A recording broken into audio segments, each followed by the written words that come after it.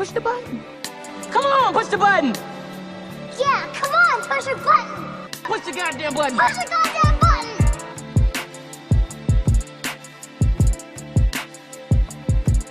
button. And sicking the dogs on civil rights protesters. Had he had a heart attack during that, while he was helping to beat the protesters, and had to be taken away to the hospital with a heart attack, would we have said our thoughts and prayers are with Bull Connor today? If George Wallace, while he was standing in front of the door at the University of Alabama prohibiting black students from coming in to the University of Alabama, and all of a sudden he tripped and fell, or he was taken to the hospital because he had horrible migraines and chest pains, would you and I back then, if there had been cable news, would we have said we're praying for him, we're hoping for the best? I mean, we don't want him to die. We don't want anybody to die, obviously. But the fact that the national security issue that has been discussed on this network all weekend long, are we in danger because our commander-in-chief is in the hospital? We are in danger when he's out of the hospital. He has killed all these Americans. This is what the real danger is. The more he's in the hospital. I mean, I don't want him to be in pain. I don't want him to die, any of that. But the more he's separated from us, the safer we are. Well, I think to answer your question, and I was trained in social justice. I did not go to seminary. I was already a boy preacher. But I was trained by people like Dr. William Jones to believe that we can address the sin without condemning or even condoning harm to the sinner. And I think the way that we are able to do so in this country is by voting.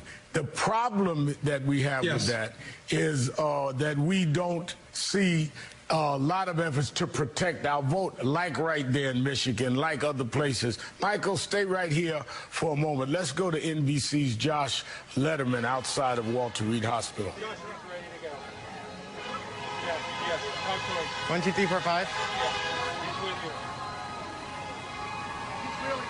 you. Do we have Josh?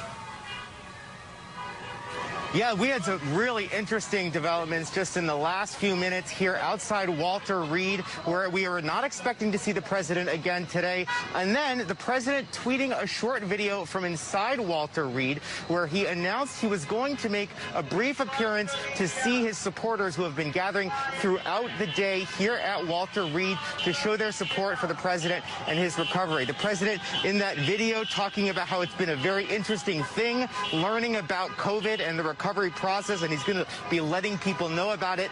And then just a few minutes later, the president was visible as his motorcade briefly drove past the crowd here. The president able to be seen through the window. We should note the White House did not notify the press corps in advance that they were going to be making this trip. The president is now back in the suite of his hospital area. But we have to say this is clearly an attempt by the president to show that he's still doing well, to try to calm the country, as well as the markets, which are going to be opening tomorrow morning. The futures markets actually opening this evening in just a few minutes. The president clearly trying to show that he's here for his supporters. He had actually tweeted earlier in the day about how appreciative he was of all of these supporters who have gathered out here throughout the day, as well as yesterday. A clear indication from the president that he does not want to be perceived as sickly or as unable to show the strong support for his supporters that have become such a hallmark